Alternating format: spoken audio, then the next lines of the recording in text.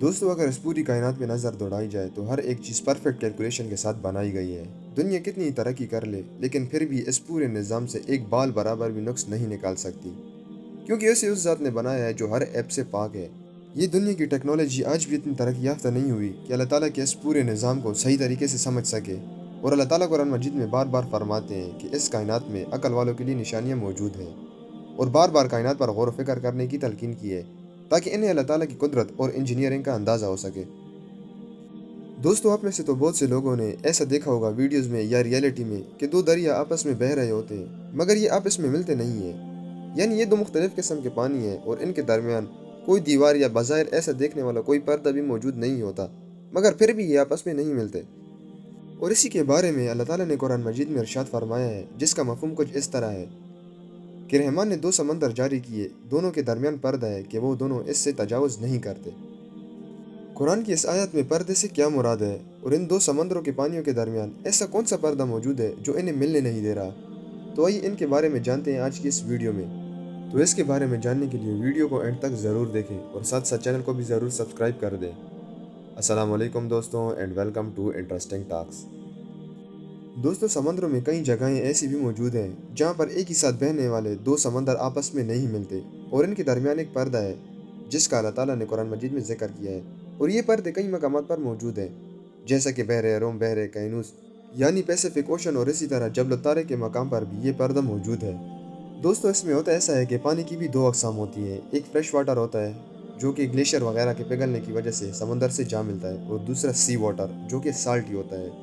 ان دونوں پانیوں یعنی فریش واٹر اور سی واٹر کی نیچر بھی سیم نہیں ہوتی، مطلب ان دونوں پانیوں کا ٹیمپریچر، ڈینسٹی اور اس کے علاوہ کھارا پن بھی الگ الگ ہوتا ہے۔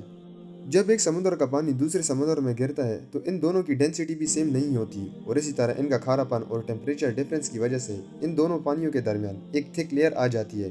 جو ایک نیچر کے پانی کو دوسرے نیچر کے پانی میں مکس نہیں ہونے دیتی، مگر جب آہستہ آہستہ وقت گزرتا ہے تو ان کا ٹیمپریچر اور ڈینسٹی بھی ایک دوسرے کے برابر ہونے لگتی ہے، جس کی وجہ سے یہ زیادہ دیر تک اپنی نیچر کو ڈفرینٹ نہیں رکھ سکتے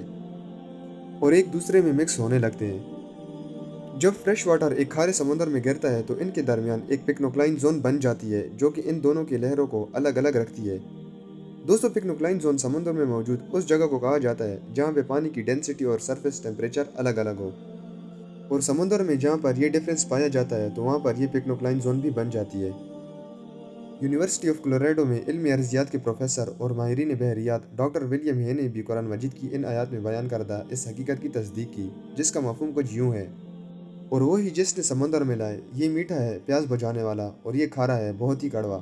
اور اس نے ان دونوں کے درمیان ایک پردہ اور مضبوط آڑ رکھی۔ دوستو جب بھی قرآن مجید میٹھے اور کھارے پانی کی تقسیم کا ذکر کرتا ہے تو اس کا مطلب ہے کہ ان دونوں پانیوں کے درمیان ایک ایسا پردہ حائل ہے جو کہ انہیں ملنے نہیں دیتا، جو کہ میں آپ کو پہلے ہی بتا چکا ہوں۔ اور حیران کر دینے والی بات تو یہ ہے کہ یہ جب دو سمندروں کے پانی آپس میں ملتے ہیں تو ان کے ملنے والی جگہ پہ جو پکنوکلائن زون بنتی ہے تو اس کے پانی کا ذائقہ نہ میٹھا ہوتا ہے اور نہ ہی کھارا ہوتا ہے، اس کا ذائقہ ان دونوں سے ہی مختلف ہوتا ہے، جو کہ واقعی امیزنگ ہے۔ تو دوستو اللہ تعالیٰ نے آج سے 1400 سال پہلے قرآن مجید میں ان سمندروں کے درمیان جس پردے کا ذکر کیا تھا وہ اس پانی کا کھارا پن، ٹیمپریچر ڈفرینس اور ڈینسٹی ڈفرینس سے بننے والی ایک تھک لیئر ہے جسے پکنوکلائن زون کہتے ہیں، جو ان دونوں پانیوں کو آپس میں ملنے نہیں دیتی، مگر سائنس آج اس سے پروف کر رہی ہے، جو کہ قرآن مجید میں 1400 سال پہلے ہی بتا دیا گیا تھا۔ تو دوستو یہ تھا ان سمندروں کا آپس میں نہ ملنے کا راز۔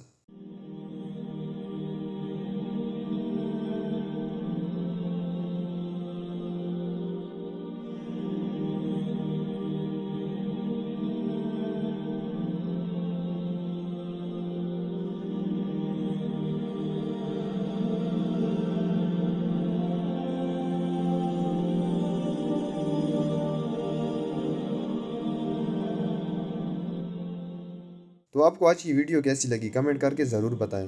اگر آپ نے آج کی اس ویڈیو سے کوئی بھی نئی انفارمیشن گین کی ہے تو ویڈیو کو لائک کریں، چینل کو سبسکرائب کریں اور بیل آئیکن پر کلک کرنا نہ بھولیں۔